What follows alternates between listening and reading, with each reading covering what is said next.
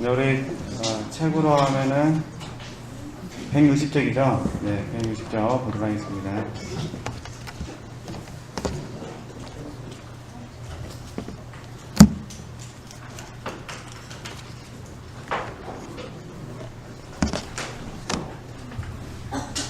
네, 160쪽. 우리 영혼을 섬기라고 복을 주신다. 펼쳐놓으시고요. 네, 기도하고 시작하겠습니다. 사랑의 하나님, 참으로 감사를 드립니다. 주의 이름으로 저희들이 함께 모여 또 이 책을 통하여 생명을 공급받고 생명의 길을 학습하기를 원합니다. 저희들에게 은혜를 베풀어 주시고 주님의 이루와 평강이 넘치는 복된 시간 될 수 있도록 복 내려 주시옵소서. 예수님의 이름으로 감사하며 기도드립니다. 아멘. 네. 잠깐 읽고 또 설명하겠습니다. 하나님께서는 내 글을 통해 하나님의 자녀들이 그들 방식대로가 아니라 그분 방식대로 하나님을 영광스럽게 해드리도록 도와주실 것이다. 이게 좀 잠깐 정리하도록 하겠습니다. 네. 저희들이 이제 학습 늘 배우시는 게 훈련, 연단이잖아요. 연단. 근데 이 원리 속에서 보면은 하나님께서는 내 글을 통해 하나님의 자녀들이 이 책을 보는 사람들이 이제는 그들 방식대로가 아니라 그분 방식대로 이렇게 표현했잖아요. 그죠? 그러니까 저와 여러분이 학습할 때 기본적인 태도는 뭐냐면은 내 방식대로 학습하는 것이 아니라 어떻게 하셔야 돼요? 하나님의 방식대로 훈련해야 됩니다. 근데 이 하나님의 방식대로 훈련할 때 직접적으로 조명계시라고 하거든요. 조명계시를 받으면 제일 좋고 받지 못한다면은 간접적으로 멘토의 가르침을 학습하는 겁니다. 가르침을 수용하는 거죠. 그러니까 어차피 우리 학습 훈련이 한다는 계속 공부하고 있으니까 여기에 연결해서 그냥 말씀을 드리는 겁니다. 근데 다시 정리하면은 저와 여러분이 잔일이온 책이 있더라도 내 방식대로 이해를 하시면 어떻게 하셔야 돼요? 하나님께서 가르쳐 주시는 방식대로 해야 됩니다. 그런데 직접 이제 우리 지체들께서 직접 조명계시를 받으셔서 학습하는 방법이 있고, 그래서 저를 통해서 간접적이지만은 제가 이해하는 범위에서 설명하는 방법을 배울 수도 있고 이런 부분입니다. 예를 들면은 근데 이 효과가 뭐냐면 진리를 바르게 이해하고 깨닫는 것입니다. 진리를 바르게 이해하고 깨닫는 것, 이게 학습입니다. 물론 우리가 결과적으로 봤을 때 내게 실천을 하지 않는다면 어떤 면에서는 학습이 무슨 효과가 있느냐라고 생각할 수도 있겠잖아요. 그러나 일단은 실천의 문제는 나중에 문제고, 일단은 내가 진리를 바르게 이해하고 바르게 어떻게 해야 돼요? 깨닫으셔야 돼요. 그러지 않으면은 이 영적인 진보가 일어나지 않습니다. 저는 제가 잠깐 말씀드렸는데, 우리가 제가 한 말 아니고 다른 사람이 한 말인데, 보지 않는 하나님은 사랑할 수 있는데 알지 못한 하나님은 사랑할 수가 없대요. 이게 보이지 않는 하나님은 우리가 믿음을 통해서 사랑할 수가 있겠죠. 그러나 모르면 알지 못한 하나님을 우리가 사랑할 수 없답니다. 이게 저와 여러분이 계속해서 하나님을 사랑하기를 원하시면 어떻게 될까요? 하나님에 관해서 우리는 알아야 됩니다. 그걸 도와주는 첫 번째 훈련이 학습이다, 그런 부분입니다. 이게 다시 정리하면은 학습을 통해서 학습하는 방법입니다. 내 방식이 아니라 어떻게 되는 거죠? 하나님의 방식을 습득하는 거다. 그죠? 다시 이 예문을 잘 보셔야 돼요. 하나님께서는 내 글을 통해 하나님의 자녀들이 그들 방식대로가 아니라 그분 방식대로, 하나님 방식대로 하나님을 영광스럽게 해드리도록 도와주실 것이다. 만일 내 이야기 중에 이해되지 않는 부분이 있다면 먼저 자신을 어떻게 하죠? 죽게 해보자. 그러니까 우리가 이제 학습훈련 연다는 결과가 실제가 된다면 아직 실제되지 않은 사람의 입장에서는 실제성에서는 이 학습이 이해가 되지 않죠. 그건 당연한 거죠. 그러면 어떤 마음을 가져야 되느냐? 여기에 이제 온유와 겸손의 자세를 가져야 됩니다. 온유와 겸손의 자세. 내 편에서 봤을 때 학습한 내용이 이해되지 않을 때 어떻게 되냐? 틀렸다고 말해서는 안 되고, 이해되죠? 모르니까 다음에 내가 알 수 있을 것이라고 미루는 훈련을 해야 됩니다. 근데 지금 내 그 지식을 가지고 내 경험을 가지고 잘못해가지고 이건 모르겠다, 이거는 틀렸다라고 해버리면은 이제 더 배울 수 있는 기회를 놓쳐버리게 되는 거죠. 그래서 일단 이걸 부분을 이해하시고요. 이제 먼저 자신을 죽게 보자. 직접 경험을 통해 배우는 것이 훨씬 쉽기 때문이다. 즉 아무리 생생한 이야기라도 듣는 것과 경험하는 것은 같지 않다는 거죠. 그러니까 제일 처음에 이제 경험을 통해서 하는 게 제일 좋겠죠. 경험을 통해서. 자, 그럼 이제 그럼 훈련은 뭐냐? 훈련. 경험을 이야기했기 때문에 이게 뭐냐면 적용을 통해서 아는 겁니다. 적용을 통해서 아는 것. 또는 뭐 배우는 것도 상관없잖아요. 배우는 것. 이제 훈련은 적용을 통해서, 또 어떤 분들은 실천이라는 단어를 좋아하시잖아요. 같은 말이니까요. 실천을 통해서 아는 겁니다. 그럼 무엇을 실천하느냐? 학습한 것을 실천하는 겁니다. 학습한 것을. 그죠? 다시 봐보세요. 이게 학습은 진리를 바르게 이해하고 바르게 깨달을 수 도와주는 겁니다. 그것을 뭐 하는 거죠? 삶에 적용하든 실천을 통해서 아는 겁니다. 그러니까 적용하고 실천한다는 것은 반드시 뭐가 되냐면 성공과 실패가 있습니다. 저는 요리를 잘 모르지만은 요리도 그러잖아요. 레시피를 보고 따라한다 하더라도 어떤 날은 요리가 잘 된 날이 있고 어떤 날은 요리가 잘 되지 않는 날 있잖아요. 맛있는 음식이 된 날이 있고 똑같이 했는데도 맛이 없는 날이 있을 수도 있잖아요. 그거는 이제 그날 내가 컨디션이 좀 안 좋다든가 내 혀의 미각을 갑자기 순간적으로 잃어버렸다든가 아니면 이렇게 소금치다가 성질나는 놈이 있어가지고 다쳐버렸다든가 각자 뭐 그날 컨디션에 따라 달라지잖아요. 아니면 생각지 못해 착각에 물을 더 많이 넣어버렸다든가 뭐 다양한 상황이 있잖아요. 예. 그런 데서는 이렇게 이해하시면 됩니다. 그러니까 우리가 할 수 있는 거 적극적으로 할 수 있는 거예요. 학습과 훈련을 반복적으로 뭐하죠? 한다는 거죠. 그런데 연단은 어떤 부분이냐면 연단은 하나님의 방식대로 내가 알고 그 삶에 적용을 해서 배워가는 과정 속에서 하나님께서 보실 때 집중적으로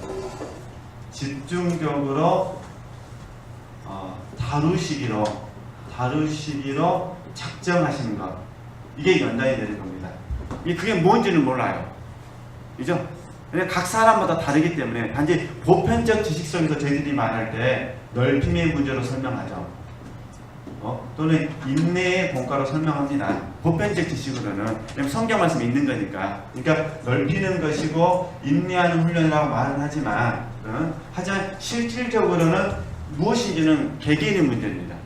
그러니까 어쨌든 학습하고 훈련하는 과정 속에서 혹시 하나님께서 집중적으로 뭔가를 다루신다고 얘기해 주시면 어떻게 하시겠어요? 그거를 내가 연단으로 받아서 하나님께서 옳다 인정해 주실 때까지, 그러니까 하나님께서 오케이 해 주실 때까지 어떻게 연단되는 겁니다.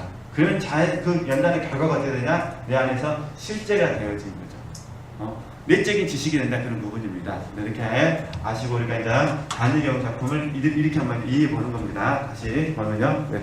시련을 무사히 넘긴 후 나는 염려했던 것처럼 나 자신이 어두워진 것이 아니라 어떻게 되는 거죠? 정결하게 되었음을 발견했다. 그죠? 어두워진 것이 아니라 정결하게 됐다. 그래서 이제 예를 들어서 이 부분을 어두운 밤이라 부른다면은 영적 시련은 우리가 고난을 이제 구분을 할 때도 여러 가지가 있습니다. 이게 다 아시니까 징계가 있잖아요. 징계가 있고, 그 다음에 주관적인 구속사 부분에서 영적 시련이 있습니다. 주관적인 구속사 부분에서. 세 번째는 객관적 구속사라는 관점에서 영적 시련이 있습니다. 영적 시련. 객관적인 구속사 안에서. 내가 그 사람을 얻어들이고 싶어도 그 사람이 그냥 원하지 않으면 얼마나 힘듭니까? 이게 객관적 구속사는 또 별개의 연단의 부분인데, 주관적인 구속사라는 부분에서 봤을 때 이 영적 시련이 우리가 어떻게 나타나냐면은 어두운 밤으로 나타납니다.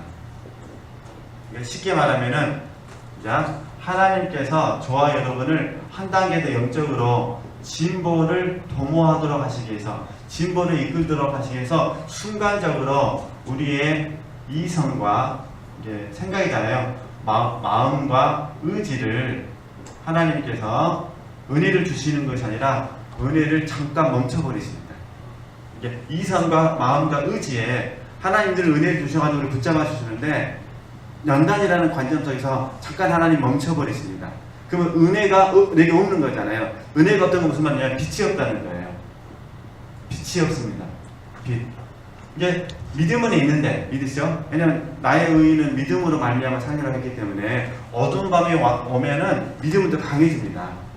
근데 문제는 빛이 없으니까 이성과 마음과 의지 속에서 하나님에 대한 분별력이 없어지는 겁니다.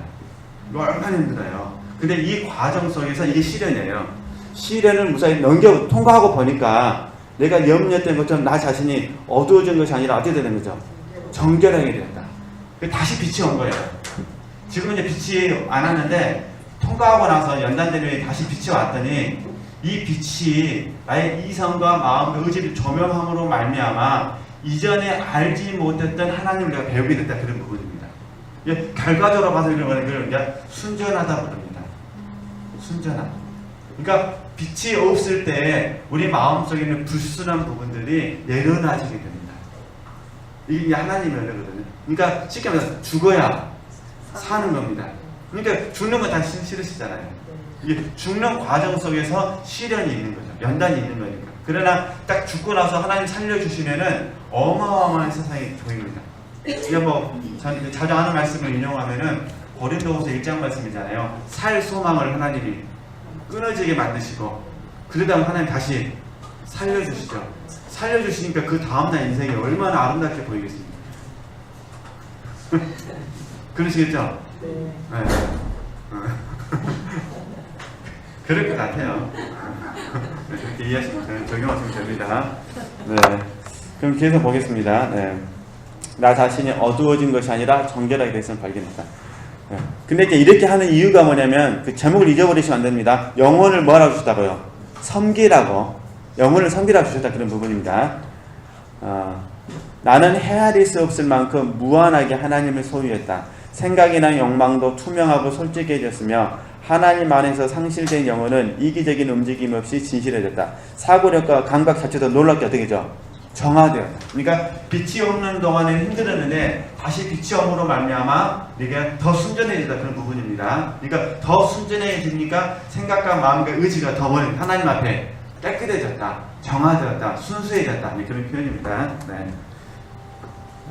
가끔은 이런 내 모습을 보고 스스로 어떻게 놀랍다는 생각을 하기도 했다. 전에는 끊임없이 하나님의 의지에 대해 상상했지만 이제는 그런 것으로 나를 괴롭히지 않았다. 그러니까 상상은 필요 없이 빛에 있었다. 그런 부분입니다. 이제 더 이상 묵상하는 것이 어렵지 않게 되었다. 그분을 향하는 의지는 어떤 것에도 제한받지 않고 그 자체만으로 단순하고 평범하며 날마다 무한히 강해진다. 신랑이 되신 그리스도의 성품에 함께 참여한 내 영혼 역시 그분의 거다함에 참여한 것 같았다. 말하지만 나는 자신으로부터 벗어나 다시 어떤 거죠? 이로부터 태어나게 된 것이다. 그래서 중요하면은 이성이 달라지고, 그렇죠? 마음이 달라지고, 뭐가 달라졌습니까? 의지가 달라졌습니다. 이게 중요하면 온유와 겸손으로 모아졌다. 그런 부분입니다.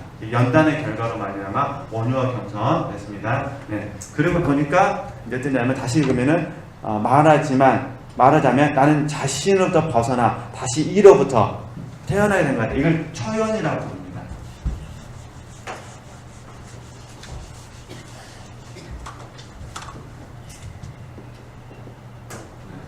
초연이라고 하는 가끔씩 이계 목사님께서 초월이라는 단어를 쓰는데 초연은 우리 훈련을 영어로 바꾸면 상관치 않기입니다.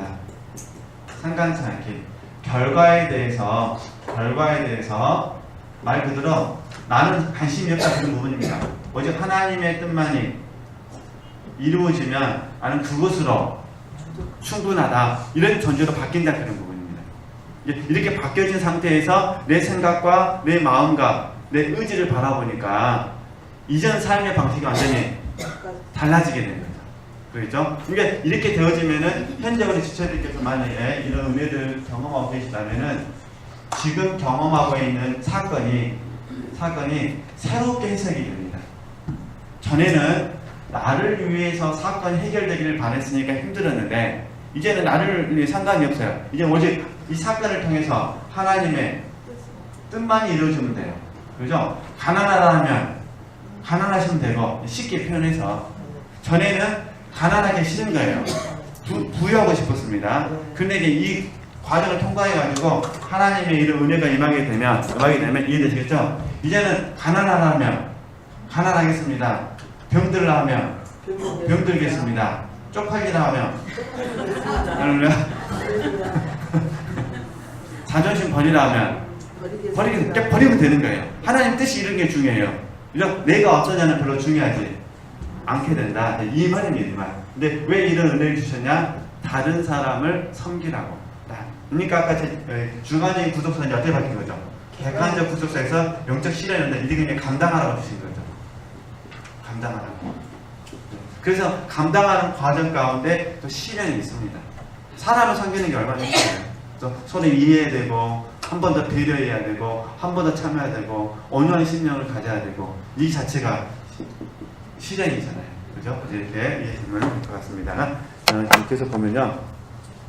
나는 하나님께서 나에게 복을 주시며 기뻐하셨으리라 믿는다. 주님은 새 생명이 시작될 때부터, 이게 이제 영혼이 거듭났을 때를 말하는데요. 영혼이 하나님께 나가는 과정의 단순함과 합당한 갈망을 내가 이해하게 해주셨다. 하지만 그것은 나를 위한 것이 아니라 누굴 위한 거죠? 다른 영혼을 위한 것이었다. 자아가 죽을 때, 이거 굉장히 중요한 표현입니다. 자아가 죽을 때 영은 자아로부터 벗어나 거룩한 대상에게 넘겨진다. 나는 이것을 죽음이라고 부른다. 말하자면 죽음은 영혼이 어떤 곳에서 또 다른 어떤 곳으로 옮겨지는 것이다. 그것은 진정 행복한 영혼의 유월절이며 약속의 땅으로 이주하는 것이다. 이게 정리하면 무슨 말이냐면, 우리의 자아가 상실되면, 이해되시죠? 상실되면 영혼이 자유해집니다. 그래서 다시 이거 이제 그림으로 그리면 금방 이해하셔요.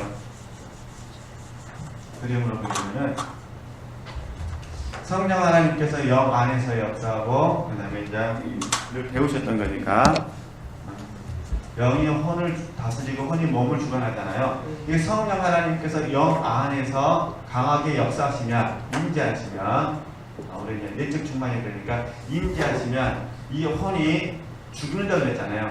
죽을 때, 몸이 죽을 때, 그죠? 그리고 혼의 죽음은 어떻게 하면 우리가 자기 부인을 부르잖아요. 그죠? 몸이 죽을 때 어떻게 부르습니까? 자아 부정이라고 부르잖아요. 그 자아 부정 되신 분들은 절제가 잘 된다고 그랬잖아요. 쉽게 말해 소욕을 잘 다스린다 했습니까? 그죠? 때로는 우리가 길들임이라는 단어를 썼고, 좋은 말은 아니지만 또 좋은 말인 게 습관인 것 같아요. 몸의 습관에 대해서도 배우셨잖아요. 그러니까 뭐냐면은 성령 하나님께서 영 안에 역사하시게 되면 혼하고 몸이 죽으면 그만입니다. 죽으면 영이 거침없이 혼하고 몸을 통해서 뭐하죠? 흘러나올 수 있다. 이게 영의 생각이 혼에서 방해가 안 되는 거예요. 몸에서도 방해가 안 되는 겁니다. 그냥 하나님께서 영 안에 역사하시면 그냥 자유롭게 흘러나와 버린다. 이걸 자유라고 합니다. 자유.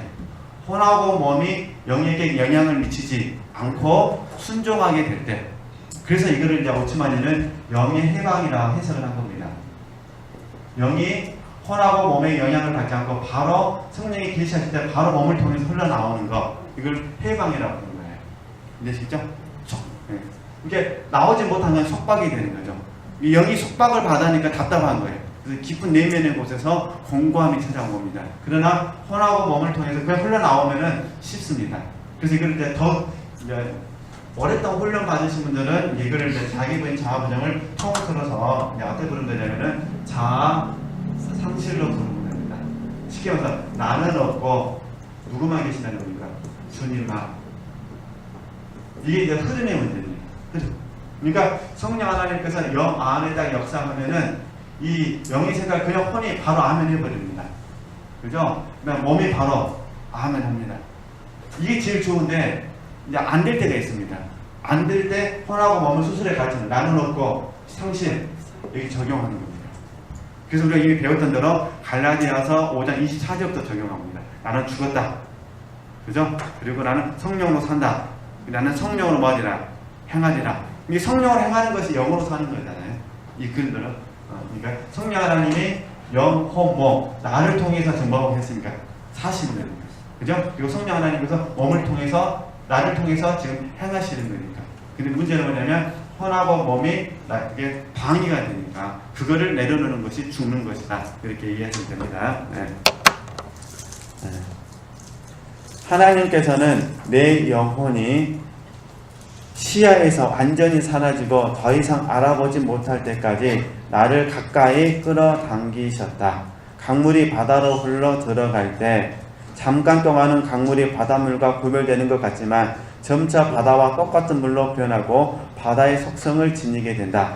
이거 굉장히 아름다운 표현이거든요. 마찬가지로 당신의 속성을 나누어주시는 하나님 안에서 내 영혼은 어떻게 되고요?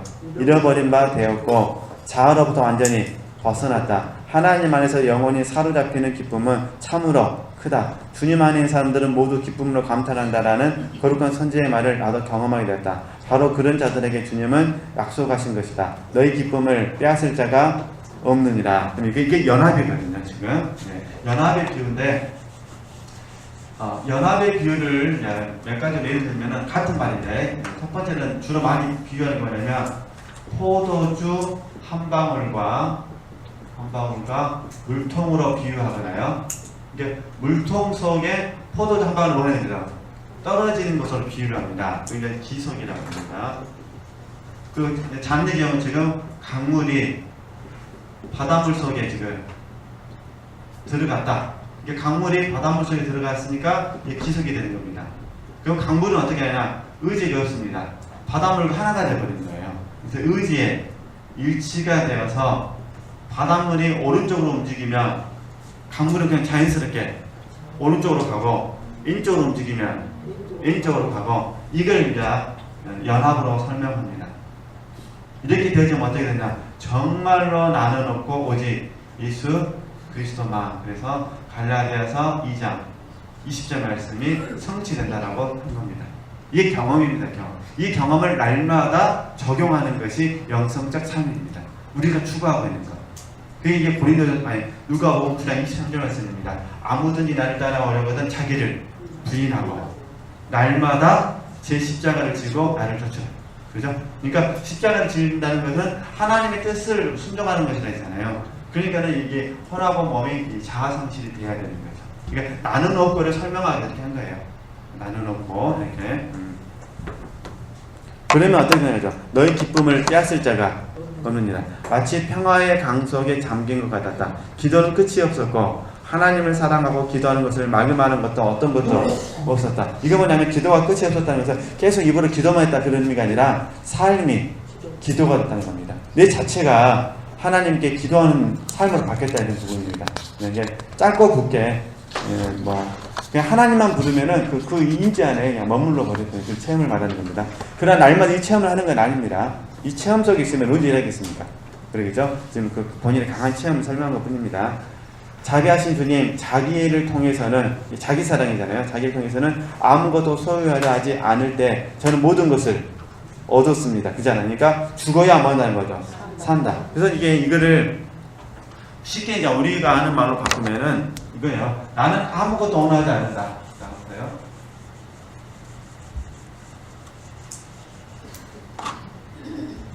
나는 나를 위해서는 아무것도 원하지 않는다. 그러나 주를 위해서는 모든 것을 원한다. 나를, 이게 자기잖아요. 자기가 없어지고 그 자리에 주님이 들어가게 됩니다. 주를 위해서. 그죠? 그러니까 이 표현을 그 기도문을 적용하면은 자기를 통해서는 아무것도 소유하려 하지 않을 때 저는 모든 것을 얻었습니다. 왜냐하면 주를 위해서. 그죠? 이 주를 위해서 안에 하나님 사랑과 이웃 사랑이 포함이 되는 거죠. 그죠? 그래서 이제 필요라는 단어를 쓴 거예요. 나를 위해서는 필요하지 않지만 주를 위해서는 뭐라는 거죠? 필요하다. 이게 이때 이제 우리가 구하고 찾고 두드리는 역사 이런 얘기 되는 거죠. 이러면 없지만 모든 것을 갖는, 가난하지만 부유하고 없는데 모든 것이 있고 이런 삶을 우리가 바울 사도의 고백 속에서 이해할 수 있게 되는 거죠. 근데 이 삶을 가로막는 게 뭐냐면 내 육체의 욕망이다 그런 부분입니다. 아, 나 이렇게 살기 싫어요, 하나님. 나는 없는 데 있는 거, 이런 거 싫어요, 나는요. 그러니까 있는 게 있는 것이고, 없으면 없는 것이고. 어느 게 더 좋으세요? 없는 데 있는 게 좋으세요? 없으려면 없고, 있으려면 있고, 이게 좋으세요? 없는 데 있는 것이 좋고요. 말씀 잘하셔야 돼요. 네. 하나님께서 다 듣고 계시니까. 쉬운 문제는 아닙니다. 네. 계속 보도록 하겠습니다. 한 알의 밀알의 죽음은 100배나, 이제 30배, 60배, 100배라 했잖아요. 100배나 많은 열매를 맺는다. 이때 영혼은 자신에게 좋은 것이든 나쁜 것이든 하나님으로부터 오는 것은 무엇이든지 똑같이 뭐하는 거죠? 받아들인다. 이게 좋은 것이든 나쁜 것이든. 이게 이런 그 개념들을 우리가 학습을 좀 더 이해하게 되면 바울 사도의 고백을 이해하기가 훨씬 쉬워집니다. 또 예수님의 말씀을 이해하기 훨씬 쉬워집니다. 올소이다 이렇게 된 것은 아버지의 뜻입니다. 이게 아주 간단합니다. 모든 것이 다 누구에게 나왔습니까? 하나님의 주권에 의해서 움직입니다. 그러니까 하나님의 주권에서 나온 것, 하나님에서 나온 모든 것은 다 선한 것이다. 그죠? 하나님이 우리 주신 모든 것은 전부 다 좋은 것이다. 이렇게 됩니다. 이게 마태복음 7장에서는 좋은 것으로 설명되어 있고, 이번에 수련회 강도도 들으셨고 새벽 예배도 들으셨지만은 누가복음 11장에서는 성령으로 나오거든요. 이 좋은 것은 다 뭐예요? 성령이죠. 성령. 그죠? 쉽게 말해서 하나님께로 나오는 모든 것은 다 뭐하는 것이다? 좋은 것이다. 좋은 것. 그죠? 그래서 이걸 저희들이 실제라고 부르죠. 그러니까 고난도 성령으로부터 나왔다면 뭐하는 거죠? 좋은 것이다. 근데 우리는 고난보다는 형통을 좋아하죠. 이게 형통도 성령이 나온 것은 좋은 것이고 성령이 아닌 것에 나온 것은 좋은 게 아니죠. 응답도 마찬가지입니다. 성령으로서 나온 것은 좋은 것이고 성령이 아닌 것에서 오는 것은 좋은 게 아닙니다. 그래서 마귀가 광명의 천사가 되어가지고요 기적을 베풉니다. 기적을. 그래서 기적 자체를 믿으시면 안 됩니다. 그 기적이 누구로부터 나왔는가를 분별하셔야 됩니다. 그죠? 그 누구로부터 나온 분별하는 방법은 영적 지각이고 또 우리가 알 수 있는 방법은 열매를 통해서 알 수가 있습니다. 이 열매라는 부분은 성령의 9가지 열매를 말하죠. 또 한편으로는 방향성입니다. 진리에 이르지 않는. 이게 제가 방금 표현하는 말들은 전부 바울 사도가 우리 신약 성경에서 마귀와의 관계를 분별하는 말씀을 제가 이제 찾을 시간이 없어서 간략하게 제가 몇 가지 말씀만 드린 겁니다. 그러니까 그렇게 이해하시고요. 기적은 반드시 있습니다. 하나님께서 기적 베푸시니까. 그러나 중요한 것은 그 기적이 하나님께 왔느냐, 하나님께 오지 않았느냐 중요하다는 거. 고난도 마찬가지입니다. 고난 자체가 그때 나쁜 거 아닙니다. 하나님께 온 고난이냐, 그렇지 않느냐. 만약 하나님께 온 고난이라면 이 시련이 되죠. 그래 시련을 잘 인내해서 공과를 통과하면 어떻게 됩니까? 모든 것을 잘 행할 수 있는 부비한 사람이 되는 거잖아요. 이게 얼마나 좋은 겁니까? 이렇게 얘기하시면 됩니다. 네. 우리에게 안목이 있어야 돼요. 아, 이것은 하나님께 나왔는지 아니면 하나님께 나오지 않았는지. 네.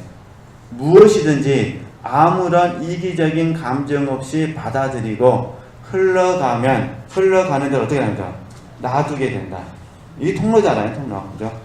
터너의 우르슬라 수녀에서 피정을 마친 후 제네바를 거쳐 돌아오는 길이었다. 교통수단이 없어서 고민을 하고 있는데 프랑스 거주자들이 말을 빌려줬다. 나는 말을 탈 줄 몰라서 어려움을 겪었다. 하지만 매우 얌전한 말이라는 그들의 말에 용기를 얻어 이음을 무릅쓰고 타기로 결정했다. 매우 근심 어린 시선으로 나를 바라보고 있던 대장장이는 내가 말을 타도 괜찮은지 시험하기 위해 내가 말에 올라타자마자 뒤에서 말을 때렸다. 순간 말이 거세게 높이 뛰어올랐고 나는 땅바닥에 내 동댕이 쳐졌다. 나는 엄청난 충격을 받았고 사람들은 내가 죽은 줄 알았을 정도였다. 관자놀이가 땅에 부딪혔고 광대뼈와 치아 2개가 부러졌다. 이때 당시에 치아가 부러졌으니 지금 나는 보이지 않는 손길의 도움을 받아서 잠시 후에 다른 말을 할 수 있었고 내 옆에는 나를 보호할 사람이 동행하게 되었다. 결국 이제 이 자녀에게 고백하면 이 모든 것을 다 하나님께 주시는 좋은 것으로 받아들여야 되는 부분이겠죠. 제시에서 사람들과의 관계는 평탄했다. 파리에는 내가 기적적으로 살고 있다는 소문이 퍼졌고 그 당시 상당히 존경받고 명성 있는 사람들 여러 명이 내게 편지를 보냈다. 나무 왕력 양과 어느 젊은 부인에게서도 편지를 받았다. 그 부인은 우리 집에 많은 도움을 준 사람으로 얼마가 되든지 자기에게 연락만 하면 필요한 만큼의 돈을 보내주겠다고도 말했다. 파리 사람들은 내가 할 일을 책으로 출판하라고 했다. 그러나 무슨 이유 때문인지 그 일은 무산되었다. 사람들의 변화무쌍한 변덕 때문인지 당시 나에 대한 그토록 많은 호의를 불러일으켰던 그 여행은 후에 내가 받아야 할 이상한 유죄 선고의 구실로 이용되었을 뿐이었다. 이렇게 이야기하고 있습니다. 네, 이제 드디어 3부입니다. 3부. 네. 주님의 마음을 움직인 뭐라는 거죠? 순전한 사람. 이제 보도록 하겠습니다. 그래서 다시 한번 순전하다는 개념을 좀 잠깐만 다시 정리해 보도록 하겠습니다. 네. 아마 깊게 더 폭넓게 묵상하면 더 많이 있겠지만, 현재 제가 이제 지식적으로 이해하는 부분에서 말씀드리면, 저도 순전하고 직제들도 순전하게 원하니까, 이 순전함이라는 개념 속에서는 첫 번째 뭐냐면, 불순한 것들이, 불순물이 점점 없어져야 돼요. 이게 불순물은 한 번에 없어지는 것이 아니라 점점 없어집니다. 이제 그 이유가 뭐냐면은 우리 혼적 생명 때문에 그렇고, 쉽게 말해서 우리 혼이 질성이 있어서 그렇다, 부패했다 그런 부분이고요. 세상에 또 마귀의 유혹이 날마다 있기 때문에 그렇습니다. 그래서 불순물은 점진적으로 점점 없어지는 겁니다. 그러잖아요. 이게 불순물 제거. 두 번째 순전한 부분은 이제 다 이해할 수 있는 것. 성분은 오직 하나여야 된다. 하나. 2개 이상이면 불순물이 됩니다. 그렇죠? 그러니까 성분은 두 가지예요. 하나님의 성분과 육신의 성분. 첫 번째 아담의 성분과 두 번째 아담이신 예수 그리스도의 성분. 그러니까 이 성분이 하나가 되는 방법은 딱 하나예요. 연합돼야 돼요. 연합. 그렇죠? 연합해서 이탈하면 뭐가 되는 거죠? 그럼 불순물이 되는 거죠. 제가 아주 쉽게 이렇게 말씀을 드리면은, 그러니까 마음이 나뉜 것은 성분이 몇 개 돼버린 거죠. 2개가 돼버린 거예요. 내 마음이 두 성분을 쫓는 거니까. 그렇죠? 그래서 영적인 성장을 성분으로 설명하면 하나님의 성분이 내 안에 들어오고 육신의 성분은 내 몸 밖에서 나가는 거. 이게 성장이 되는 거죠. 어쨌든 이렇게 흐름을 이해해서요. 근데 이제 1번이 어려울지 2번이 어려울지 저도 잘 모르겠습니다만 다 어렵겠죠. 그럼 무엇이 더 어려울지는 저도 잘 모르겠어요. 네, 불순물. 우리도 저도 그렇고 지체들도 아마 날마다 눈 뜨면 불순물이 있습니다. 혼적인 생명이 부패해 있어가지고 그 부패함이 가장 무엇으로 나타나냐면은 자기 사랑으로 나타나거든요. 눈 뜨면 자기 사랑으로 나타납니다. 눈 뜨면 조금만 피곤해 보세요. 어떤 자기 사랑이 들어오세요? 안 일어나십시오. 조금만 캐칭해보면 어떤 자기 사랑이 일어나세요? 온 식구들 깨버립니다. 이렇게 상쾌한 날 지금 잠이나 포장을 쓰려고 하면서 알고 다 자기 사랑입니다. 그를 위해서 깨는 것이 아니라 누굴 위해서 깨는 거예요? 나를. 갑자기 여행 가고 싶은 마음이 생겼어요. 온 식구를 여행 간다. 누굴 위해서 가는 거죠? 이게 다 보면 그래요. 이게 저도 딱 눈만 뜨면은 뭐부터 시작하냐면 자기 사랑이죠. 그 다음에 맥스캠을 접하는 순간부터 뭐의 유혹이 찾아오냐면은 세상의 유혹이 찾아옵니다. 보는 건 다 그러잖아요. 그냥 텔레비전에서 먹방을 봤다. 그럼 어떤 마음 드세요? 먹고 싶다까지는 괜찮습니다. 참 저거 먹는 사람은 행복해 보인다. 나는 먹어요, 못 먹어요? 못 먹어요. 그러니까 행복해 보인다는 말 속에는 나는 지금 어떤 사람이 되어버렸어요. 지금 불이 유혹에 빠져버렸어요. 지금. 그래가지고 항상 감사하라, 항상 기뻐하라, 범사에 감사하라, 쉬지 말고 기도하라. 그래서 감사와 기쁨을 잃어버리게 되는 거죠. 그러니까 이게 아무것도 아닌 것 같지만요, 끊임없는 일이 있습니다. 이게 실질적으로는 욕망을 부추기죠. 욕망을. 물론 이제 어떤 분들은 욕망에 충실한 사람이 있고 어떤 분들이 욕망에 져버린 사람이 있죠. 져버린 사람은 게으름으로 가는 것이고, 그죠? 충실한 사람은 욕망을 얻기 위해서 엄청난 추구를 하죠. 헛된 것을 추구하는 거죠. 그러니까 게으름으로 빠지시든지 아니면 막 추구하든지 이렇게 되는 거죠. 그래서 참 그래서 저 자신을 보면 느끼는 게 참 순전함이라는 것은 정말 어려운 공과다는 생각합니다. 그래서 어찌됐든 저 여러분 절망하시면 안 됩니다.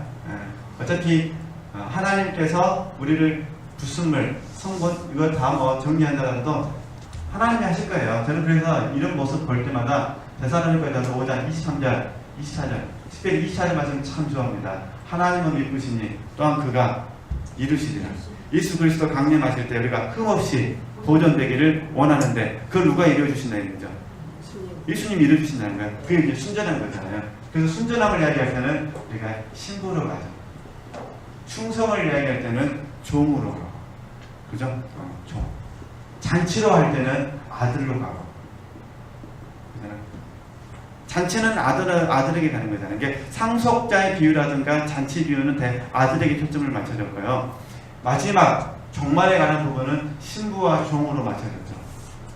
지혜들이 지혜롭고 충성된 종으로 칭찬을 들으시든지 아니면 신부로서.